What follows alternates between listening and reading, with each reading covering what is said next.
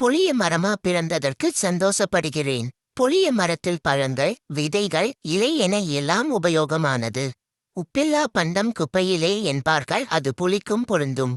சாம்பார், ரசம், வத்த குழம்பு, அசைவ குழம்புகள் என எல்லாவற்றிற்கும் புளி இல்லாமல் குழம்பு செய்யவே முடியாது. உணவின் சுவையை அதிகரிக்க புளி கண்டிப்பாக சேர்க்க வேண்டும். பல நாட்கள் உணவு கெட்டுப் போகாமல் இருக்க புளியை பயன்படுத்துவார்கள். புளியை பயன்படுத்தி பல சுவையான பானம் தயாரிக்கலாம். புளியை கொண்டு சமையல் பாத்திரங்களை சுத்தம் செய்யலாம். பற்களை சுத்தம் செய்யலாம். வாய்ப்புண் குணமாகும். புளி இலைகள் வயிற்று புண்களை ஆற்றும். தோல் நோய்களை சரி செய்யும். தீக்காயங்களை குணப்படுத்தும். இரத்த கட்டை போக்கும். புளியில் அதிக நார்ச்சத்து உள்ளது. இது பெருங்குடலை சுத்தம் செய்கிறது. பசியை கட்டுப்படுத்தி உடல் எடையை சமன்படுத்துகிறது. புளியின் வைட்டமின் ஏ கண் பார்வைக்கு நல்லது. கண்ணில் ஏற்படும் புழையை தடுக்கும்.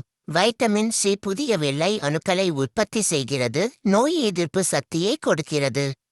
புளியில் அதிக ஆன்டி ஆக்சிடென்ட் உள்ளது. அது செல் சிதைவிலிருந்து காக்கின்றது. கேன்சரை கட்டுப்படுத்துகிறது.